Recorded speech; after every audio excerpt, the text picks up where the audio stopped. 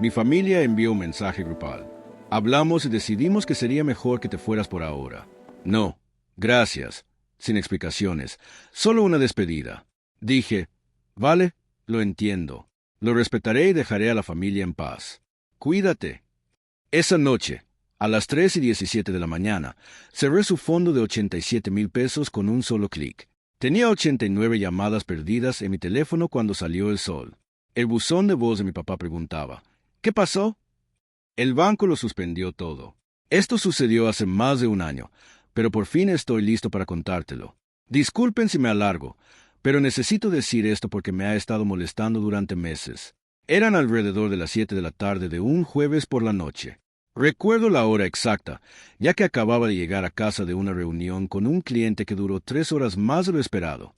Estaba calentando unas obras de curry y pensando en que tenía que terminar este informe trimestral para mi consultora cuando sonó el teléfono. Mensaje a un grupo. Estábamos todos en la familia. Mamá, papá, la tía Carol e incluso el tío Jim, que no suele participar en estas conversaciones familiares en línea. Mamá envió un mensaje, breve y muy directo.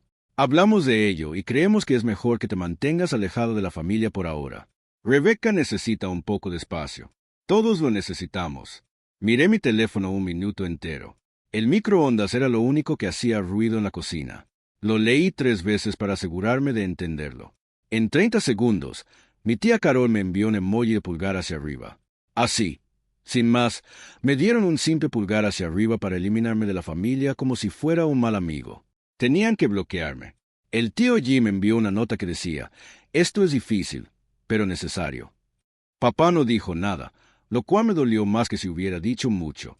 Me senté a la mesa de la cocina, donde mi curry se estaba enfriando, y le respondí, entendido, lo respetaré y me alejaré de la familia. Cuídate. Quería decir más. Quería saber que había hecho mal. Carrie Defender. Quería recalcar lo irónico que era que me cortaran su principal fuente de ingresos, pero no lo hice. Le di a enviar y dejé el teléfono sobre la encimera. No pude dormir esa noche. No dejaba de pensar en el mensaje una y otra vez. Lo casual que lo había hecho, lo planeado. Era evidente que habían hablado de esto sin mí.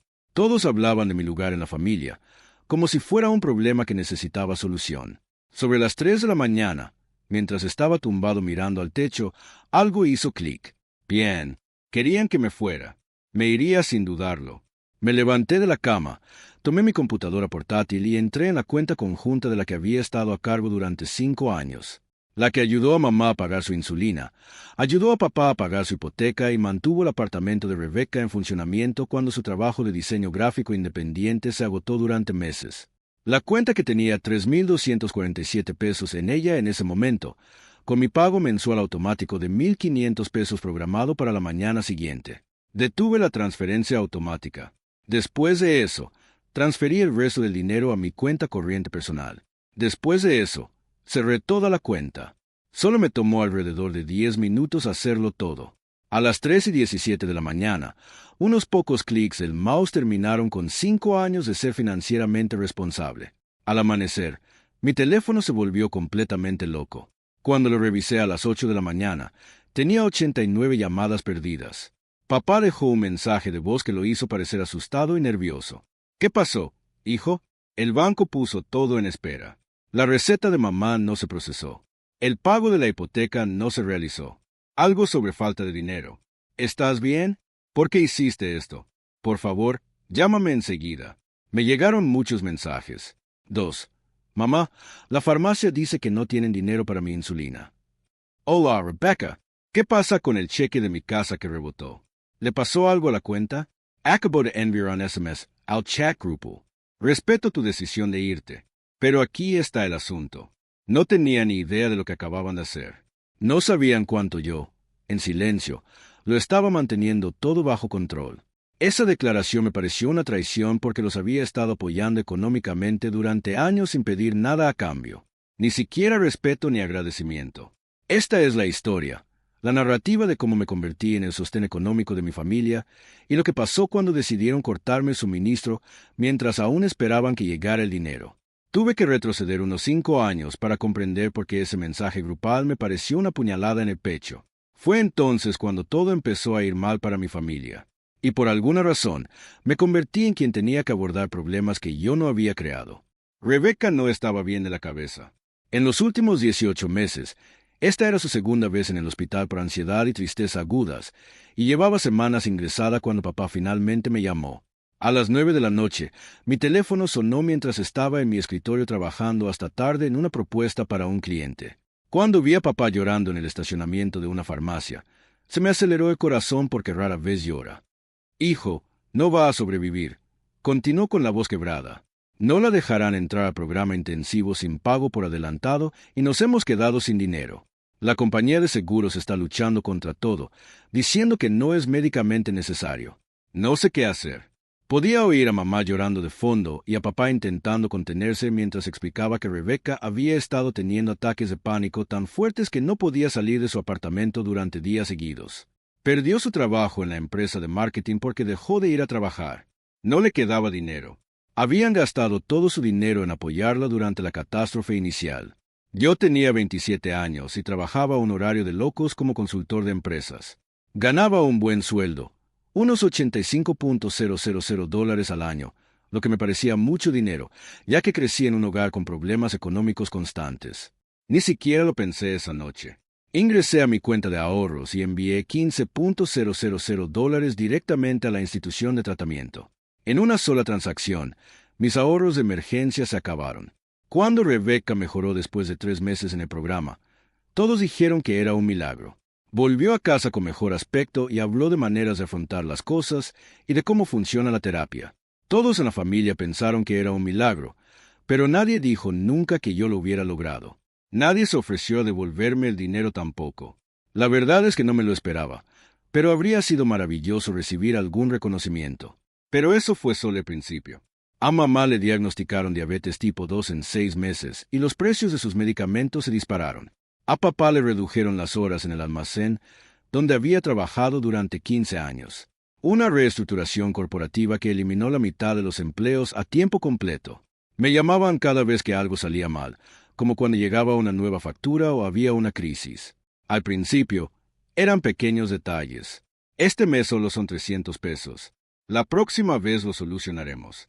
Pero después de que Rebecca se mudara, se atrasó en el pago del alquiler de inmediato. Luego, mamá necesitaba un tratamiento dental que su seguro no cubría. Después de eso, el auto de papá se averió y no podía ir a trabajar sin él. Una noche, después de un día largo y estresante en el trabajo, papá llamó con una idea. Pensábamos, ¿nos ayudarías a crear algo más permanente, como un fondo de emergencia familiar? Odiamos pedirte dinero poco a poco de esta manera. Yo era soltero, trabajaba 80 horas a la semana y ganaba bien. Vivía en un modesto apartamento de una habitación. Conducía un Honda de 10 años y no tenía amigos porque solía estar trabajando o lidiando con problemas familiares. Tenía sentido, ¿no? Necesitaban que todo estuviera estable. Yo tenía los recursos para hacerlo. Así que abrí una cuenta a mi nombre y empecé a usarla para enviar pagos, las recetas de mamá, los copagos de la terapia de Rebecca, la cuota del coche de papá cuando se atrasaba con los pagos, e incluso la factura del teléfono a veces, cuando la situación se complicaba. Me daban todas sus contraseñas e información de cuenta cuando se atrasaban con otras cosas. No porque realmente confiaran en mí, sino porque no querían lidiar con la molestia de resolver sus propios problemas económicos. Me llamaban la responsable, pero en realidad se referían a la fácil. La persona con la que se podía contar para resolver problemas económicos en lugar de obligar a otros a tomar decisiones difíciles o renunciar a cosas. Mi vida se convirtió en una larga lista de pequeños compromisos. Me mudé a un apartamento más barato en un barrio peligroso. Dejé de ir de viaje. Ya no podía permitírmelo. Más noches de las que quiero admitir. Cenaba ramen instantáneo y sándwiches de mantequilla de cacahuete. Todo para poder seguir siendo su red de seguridad en caso de problemas económicos. Lo raro es que ninguno de ellos me preguntó cómo estaba. Ni una sola vez. Cuando llegaba a las cenas familiares después de trabajar 7 días a la semana, apenas me saludaban antes de empezar a hablar de la crisis actual de Rebecca, la búsqueda de trabajo de papá o la reciente cita médica de mamá. Me convertí en un personaje secundario cuyo único trabajo era ayudar a la gente con problemas de dinero. Empecé a llevar la cuenta de todo en una hoja de cálculo. No es por ser grosero, pero necesitaba saber a dónde iba mi dinero porque las sumas se estaban volviendo muy grandes. Para el tercer año, Les daba a mi familia más de $1,800 al mes para ayudarlos a salir adelante, además de pagos de emergencia ocasionales que podían ser entre $200 y $2,000. Lo más duro fue verlos repetir los mismos errores una y otra vez. Rebecca conseguía un trabajo estable, volvía a trabajar como freelance, aceptaba demasiados encargos, se agotaba y se ausentaba durante semanas. Papá conseguía un trabajo temporal, gastaba el primer sueldo en cosas que no necesitaba y se ponía histérico cuando llegaba el alquiler. Mamá se saltaba la medicina para ahorrar, pero luego tenía que ir a urgencias, lo que le costaba todos sus ahorros. Pero cada vez que intentaba decirles que debían cambiar sus hábitos, yo era la mala persona. Rebecca decía, no sabes lo que es tener problemas. Papá decía, es fácil juzgar cuando tienes un trabajo estable. Como si no hubiera crecido en una casa que lo pasaba mal, como si no me hubiera esforzado en la universidad mientras ellos se endeudaban. Ese éxito me llegó de golpe. La gente enseguida empieza a esperar que seas el rescate de todos. Lo que empezó como ayuda de emergencia se convirtió en ayuda regular, y la ayuda regular se convirtió en un derecho. En 2020, Rebecca sufrió un terrible accidente de coche. No fue su culpa en absoluto. Un conductor ebrio se saltó un semáforo en rojo y la golpeó en la cabeza. Tenía una clavícula rota y una conmoción cerebral, así que tuvo que permanecer en el hospital una semana. Y mientras se recuperaba, la compañía de seguros empezó a actuar de forma extraña.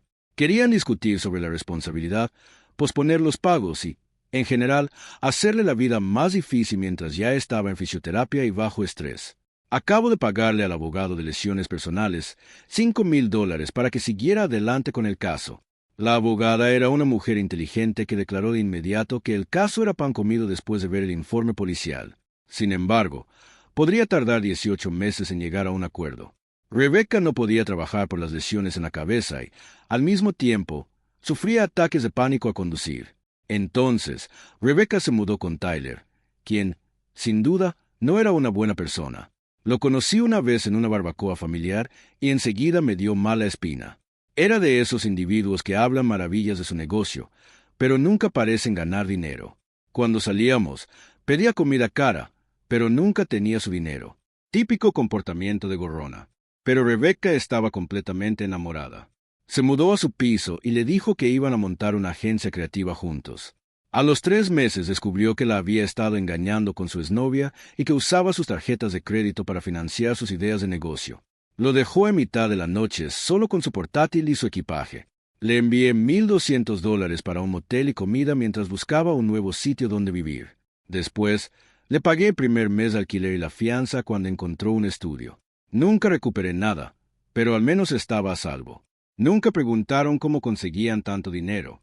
Nunca vieron la hoja de cálculo que usaba para controlar mis gastos mientras intentaba ayudar a los demás. Simplemente pensaron que sería como si fuera una especie de programa del gobierno que solo les ayudaba a ellos. Empezó a fallar en Navidad hace 2 años. El trabajo me había estado estresando mucho. Durante 6 semanas seguidas, tuve que trabajar casi todo el tiempo que estaba despierto porque estábamos en plena transferencia de un cliente importante. Vivía a base de bebidas energéticas y comida para llevar. Dormía solo 4 horas por noche y me esforzaba al máximo.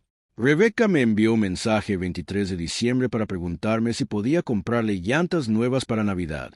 No me preguntó, solo dijo, ¿podrías? Como si diera por hecho que lo haría. Necesitaba 4 llantas nuevas para su auto, y la cifra que obtuvo fueron $800. Acababa de pagarle el alquiler del mes porque su mayor cliente freelance había pospuesto el pago hasta después de Año Nuevo o hasta el fin de año. Estaba en mi oficina a las 11 de la noche. Ella estaba trabajando en una presentación que debía entregar el día después de Navidad cuando recibió el mensaje. Lo miré fijamente un minuto y sentí un estallido en mi interior. Respondí, acabo de pagarte el alquiler este mes. No puedo pagar las 2 cosas. Respondieron enseguida, es Navidad, así que no pido ninguna locura. Entonces empezó la manipulación emocional. Bueno, supongo que conduciré con las llantas gastadas y rezaré por no morir en un accidente. Te habrás ahorrado $800. Lloró con mis padres cuando no le contesté de inmediato. Papá me envió un mensaje de texto en 1 hora. Hijo, por favor, intenta ser un poco más comprensivo después de todo lo que pasó con Tyler. Está pasando por un momento difícil con su salud mental. No te das cuenta de lo difícil que es. Fue entonces cuando me derrumbé. No me enojé ni nada, pero hice algo más. Empecé a escribirlo todo. Cada centavo que enviaba, cada factura que pagaba, cada sentimiento de culpa que me hacían y cada excusa que se les ocurría. Hice copias de seguridad. Me envié extractos bancarios por correo electrónico y tomé capturas de pantalla de las conversaciones. No lo hice para reprochárselo ni nada. Solo quería recordarme a mí mismo que era real y que me estaban quitando mucho sin siquiera darme las gracias. Quería recordar que los sacrificios que estaba haciendo eran importantes y significativos, incluso si no podían verlos. Al mismo tiempo, mi vida se estaba desmoronando. Me estaba matando trabajando. No tenía ahorros para emergencias reales. Ni siquiera podía permitirme salir con alguien, ya que tenía que pagarles porque nunca estaba en casa. Mi apartamento era un desastre. No había ido de vacaciones en 3 años. Les pagaba la comida en el restaurante mientras comía en la tienda de todo a $1. Pero cuando intentaba hablar de mi estrés personal, cambiaban de tema o me decían lo afortunada que era de tener una carrera decente. Bien por ti. Como si no hubiera trabajado 14 horas al día y hubiera estado bajo un estrés constante para ganar cada centavo. Sentía que yo había tenido éxito mientras ellos pasaban por momentos difíciles sin razón alguna. Lo más duro era verlos tirar a la basura el dinero que tanto me había esforzado por darles. Rebecca me enviaba dinero por Venmo para la compra y luego publicaba historias de Instagram desde sitios elegantes. Papá me pedía ayuda con las facturas y luego decía que iba a comprar una herramienta eléctrica nueva esa semana. Mamá necesitaba dinero para las facturas médicas, pero luego aparecía con joyas preciosas. Cuando les pedí los recibos, respondieron como si intentara controlarlos. Cuando les pedí que verificaran que los $300 que les envié realmente habían ido a su terapeuta, Rebecca dijo, no confían en nosotros. Papá comentó, no somos sus empleados. Cuando le pedí que me enviara la factura real de los servicios públicos, en lugar de decirme solo cuánto era, no les importó usarme como si fuera su propia cuenta bancaria. El mes pasado, las cosas llegaron a un punto crítico de la forma más absurda posible. Rebecca había estado mejorando. La terapia estaba funcionando. Había conseguido algunos trabajos freelance decentes durante los últimos 3 meses. Siempre había podido pagar el alquiler. Empezaba a tener esperanza de que la familia por fin estuviera volviendo a la normalidad. A las 10 de la mañana, envió un SMS al grupo familiar un martes. Sé que el dinero es limitado, pero ¿podría el fondo pagar una escapada de bienestar a Colorado? Es para mi recuperación mental y mi terapeuta cree que sería muy útil. No recibí el mensaje de inmediato porque estaba en una reunión con un cliente. 1 hora después, cuando miré mi teléfono, ya había un hilo entero de gente hablando del tema. Un retiro de bienestar por $3,200, que incluye pasaje de avión, alojamiento, comidas y algo llamado talleres de sanación holística. No respondí enseguida. Quería ver qué decían los demás primero, porque estaba segura de que alguien comentaría lo absurdo que era. Y papá, el mismo al que tuve que sacar de descubierto 2 veces el año pasado. Parece algo que realmente necesitas. Cariño, veamos qué podemos hacer, dijo la misma persona cuya hipoteca había estado ayudando durante 18 meses. Mamá añadió un emoji de amor y dijo, lo que te ayude a sanar, cariño. Fue entonces cuando me impactó como un tren de carga. No solo creían que podían utilizarme, estaban listos para ello. Asumieron que el fondo era de todos y que yo era un benefactor discreto que solo estaba ahí para solucionar sus problemas. Hablaban de gastar más de $3,000 de mi dinero como si fuera suyo. Me senté en mi coche fuera de la oficina del cliente, mirando mi teléfono, y sentí una ira que me invadía como nunca antes. No era un asunto urgente. No se trataba de comida, alquiler ni atención médica. La gente hablaba de estas vacaciones, que costaban más de lo que la mayoría de la gente gana en un mes, como si fueran un buen uso de las finanzas de emergencia. Pero la verdadera sorpresa ocurrió 2 noches antes de ese mensaje grupal. Teníamos nuestra videollamada familiar mensual, que mamá insistió en tener durante la epidemia y de alguna manera la convirtió en algo habitual. La mayoría de las veces, estas llamadas eran solo para ponernos al día con la vida de cada uno. Pero esta me pareció diferente de inmediato.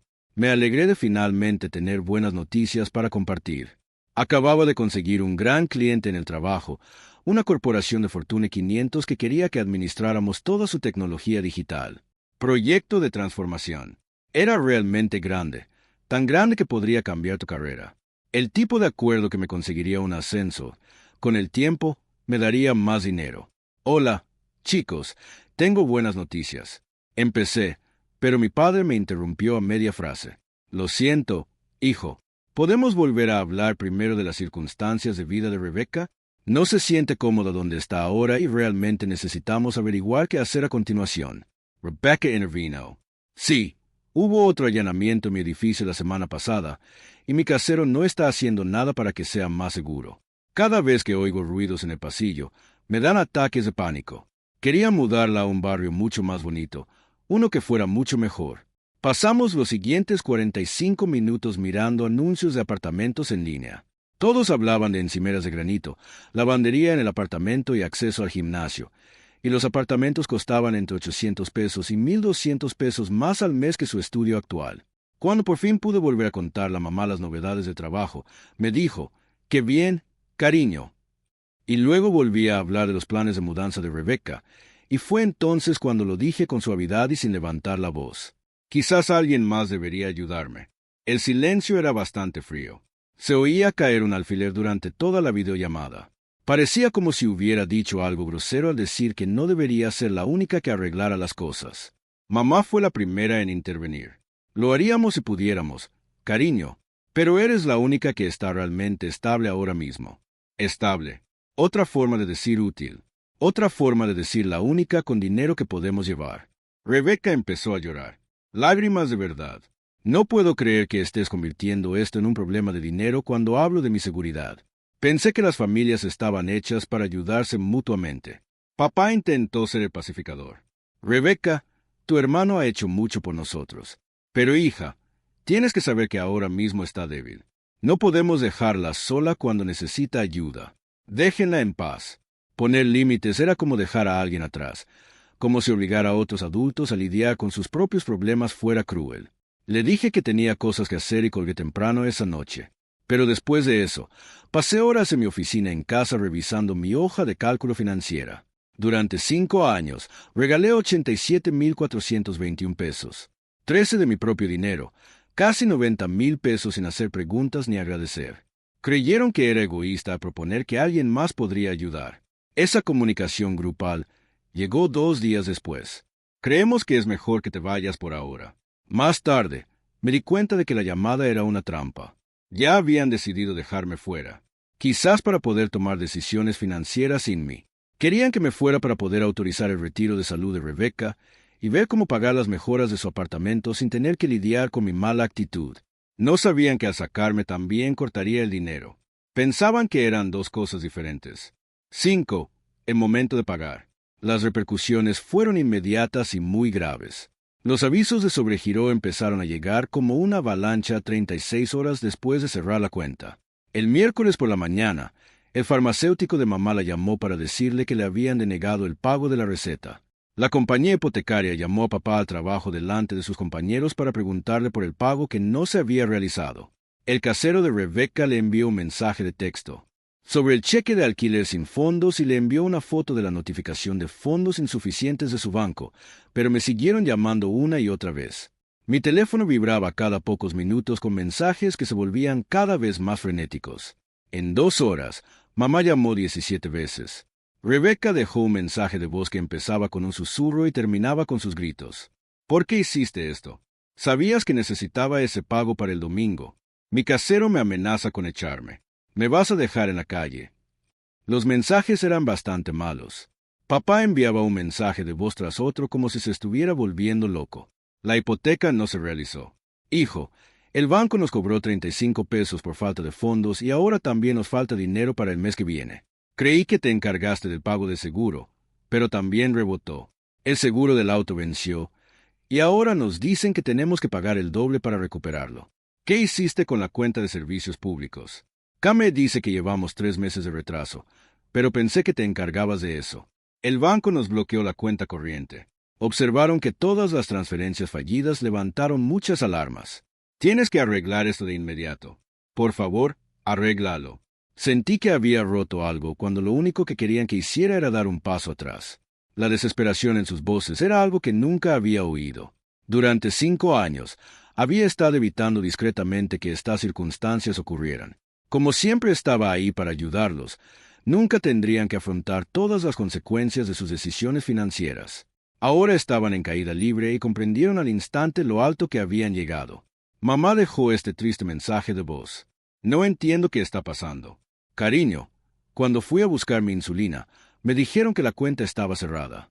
No quiero comer nada porque no tengo mi medicina. Por favor, llámame. Te crié mejor que esto. Esa última línea me dolió como un puñal. Te enseñé mejor que esto.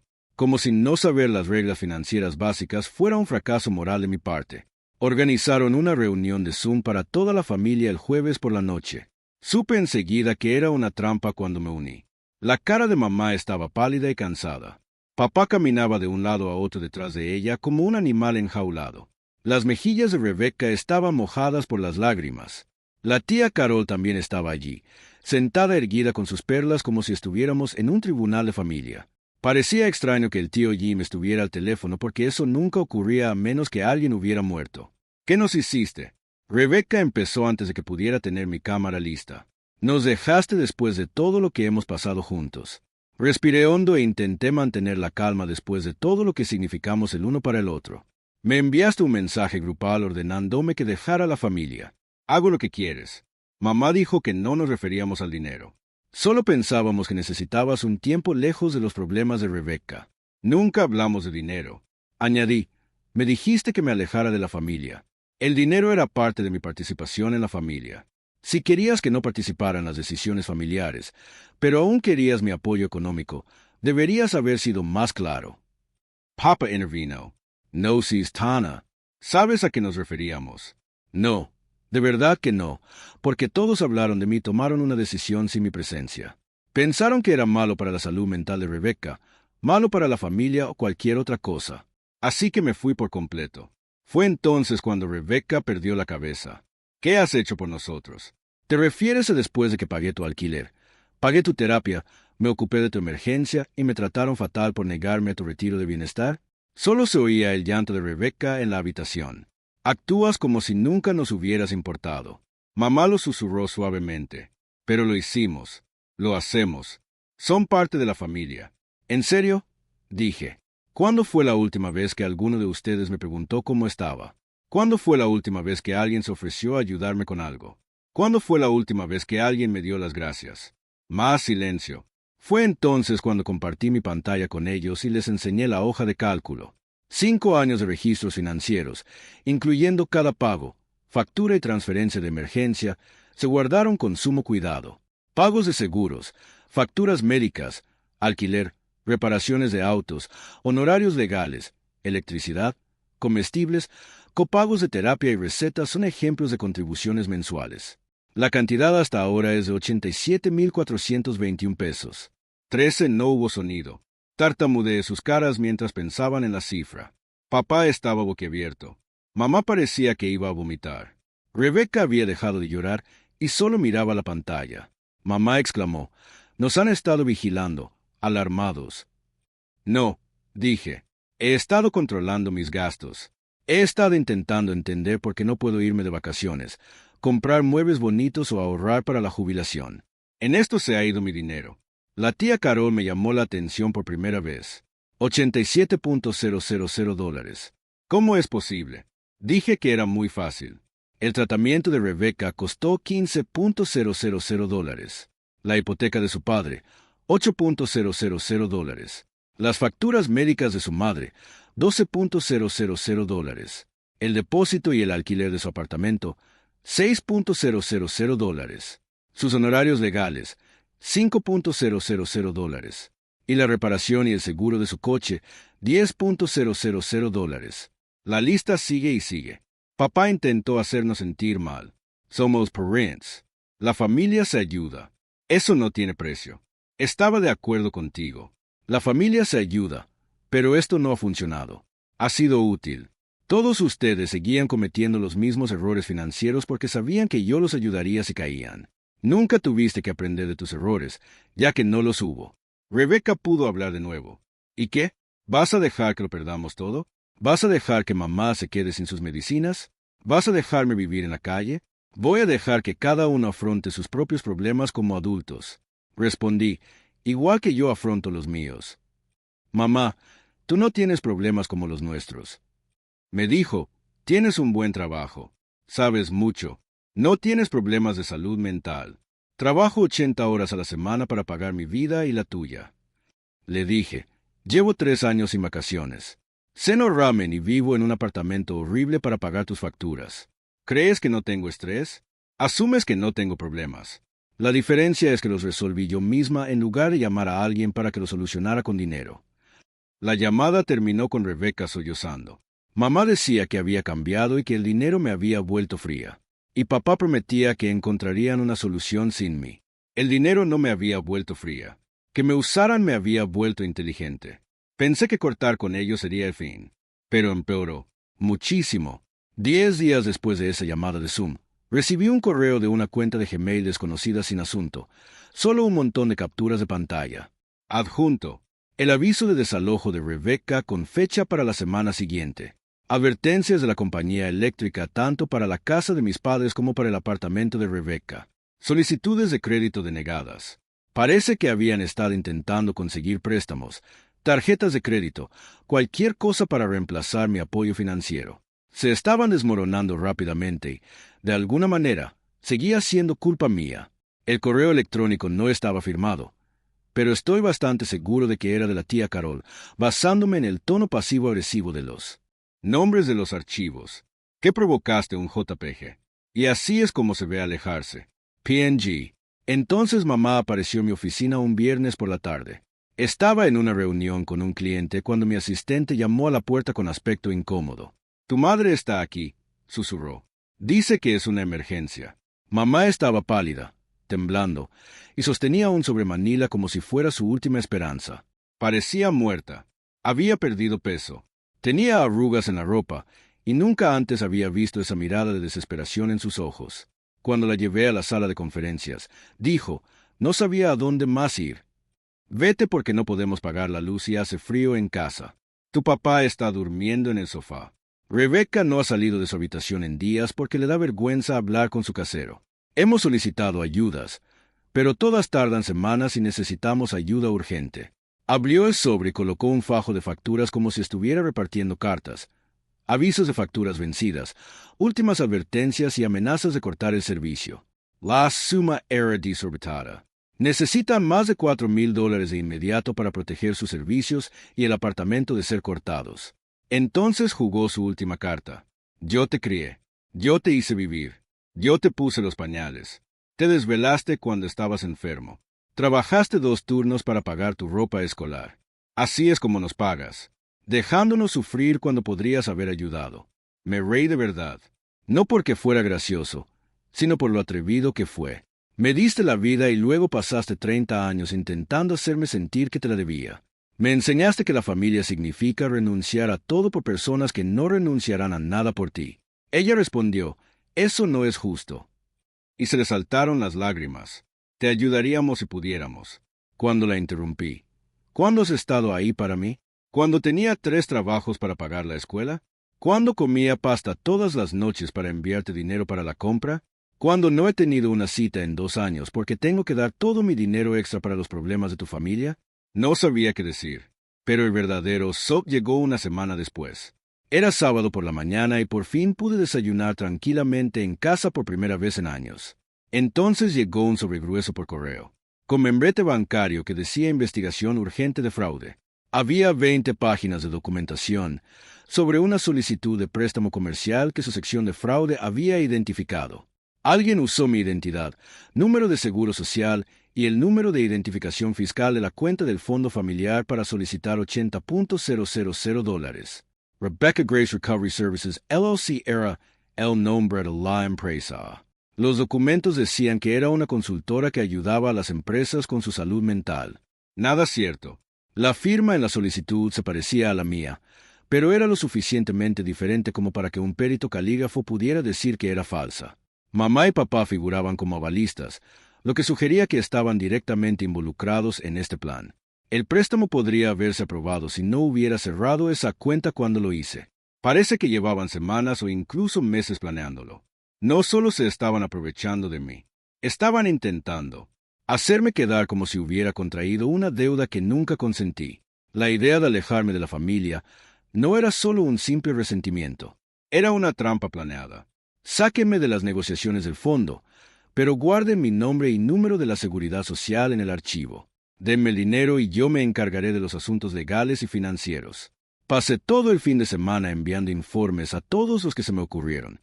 La policía, el IRS, la Fiscalía General del Estado, las compañías de informes crediticios y el Departamento de Fraude del banco. Cada pulsación de tecla me parecía una recompensa. Rellenar cada formulario era un paso más para protegerme de quienes se suponía que debían preocuparse por mí. Este hombre mayor, que parecía haberlo visto todo 2 veces, era el detective de policía a cargo de la investigación. Me advirtió en nuestra primera reunión que el fraude familiar es más común de lo que se piensa. Normalmente, son padres que roban a sus hijos, pero a veces ocurre lo contrario. Hijos adultos que se aprovechan de sus padres ancianos. En esta situación, sin embargo, los familiares intentan usar a alguien como recurso financiero y, al mismo tiempo, lo tienden a cometer un fraude. Eso es nuevo para mí. Me explicó lo que sucedería después. Investigarían la solicitud de préstamo, entrevistarían a todos los involucrados y posiblemente presentarían cargos según lo que encontraran. Me aconsejó congelar mi crédito, cambiar mis contraseñas bancarias y documentar cada interacción económica que había tenido con mi familia. Hiciste lo correcto. Cerrar todo cuando lo hiciste, me dijo. Si este préstamo hubiera salido adelante, tendrías que pagar $80,000 más intereses, y demostrar que no la autorizaste habría sido una pesadilla. Cuando los investigadores contactaron a mis padres, papá me llamó esa noche llorando, sin disculparse, llorando porque los habían descubierto. Le temblaba la voz al intentar explicar. Estábamos desesperados, hijo, muy desesperados. Rebecca no iba a tener dónde vivir. Tu madre solo se inyectaba un poco de insulina a la vez. Tenía miedo de perder la casa. Supusimos que si conseguíamos lo suficiente para mantener la estabilidad, encontraríamos la manera de devolverlo antes de que te dieras cuenta. Pensaste que podrías robarme dinero y que nunca lo sabría. Dije que no podía creerlo. No creíamos que fuera fraude. Lo considerábamos un préstamo familiar. Siempre has estado ahí para nosotros. Así que pensamos que era una forma más profesional de pedir ayuda. ¿Una forma más oficial? Firmaste mi nombre en una solicitud de préstamo sin mi permiso. Tomaste mi número de la seguridad social sin preguntar. Eso no es pedir prestado dinero a la familia. Eso es robar la identidad de alguien. Se quedó callado mucho tiempo. Sé lo que parece, pero nunca quisimos hacerte daño. Solo intentábamos sobrevivir arruinando mi crédito y posiblemente haciéndome responsable de una deuda que no tomé. ¿Y si no hubiera visto esto? ¿Y si el banco no se hubiera dado cuenta? Podría haberlo perdido todo y nunca haber sabido por qué. Esa fue la última vez que hablamos. ¿Qué le respondes a alguien que cree que puede quitarte porque te quiere? Ese fondo lleva cerrado casi 1 año. Desde las 3 de la mañana intentaron falsificar mi nombre en una solicitud de préstamo de $80,000 y desde entonces he recibido 89 mensajes de voz y llamadas perdidas. Y puedo decir honestamente que nunca he sido más feliz. No voy a mentir, los primeros meses fueron difíciles. Cada día dudaba de mí misma y me sentía mal. Me despertaba y me preguntaba si mamá podría pagar sus medicinas, si Rebecca estaría durmiendo en su auto y si papá había perdido la casa. Se necesita más de una noche para que 30 años de programación desaparezcan.